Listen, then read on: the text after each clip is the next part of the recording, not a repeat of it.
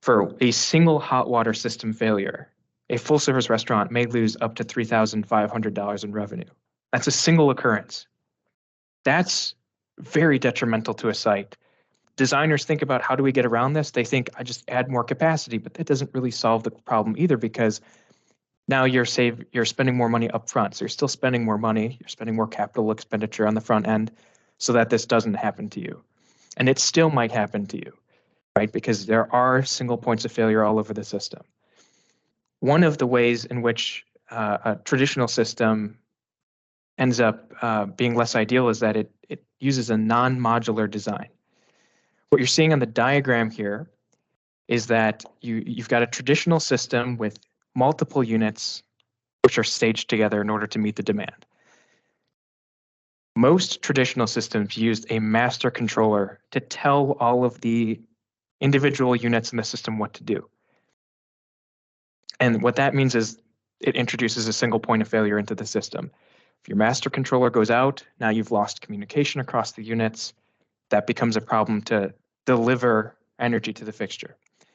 It also means that if I require 2 units in order to meet my capacity, 2 tanks, and I want to build redundancy in, I have to add another unit into the system. So there's an entirely redundant unit here. And this is what designers would call N+1.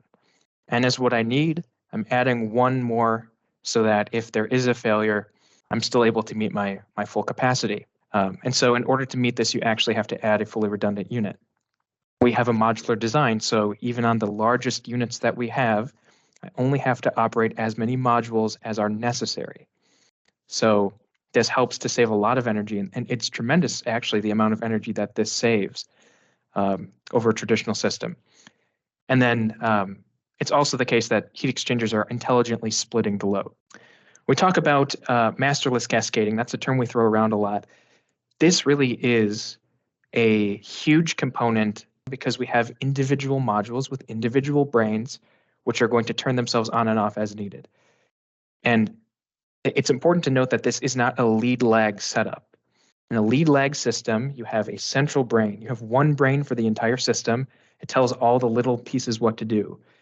In this system, you have 8 brains on your screen here, and all 8 brains are talking to each other all the time. So this decentralizes the controls, which allows the system to do what it does really well, which is split up the load as needed. And this modular design also allows our system to have less single points of failure built into the system. So when a failure does occur on any one of the modules are smart enough to self-isolate themselves. So when we build in redundancy, when a designer says we want N+1 from IntelliHot, we build it inside the cabinet. And that's a huge benefit because you don't have to spend the same amount of CapEx that you would in order to add that same redundancy with a traditional system. You take up less space in your boiler room, and it all gets packaged into one piece. It's all controlled internally. And so what this means is when I have a failure, I don't see a noticeable reduction in capacity because we've already built that N+1 redundancy into your sizing.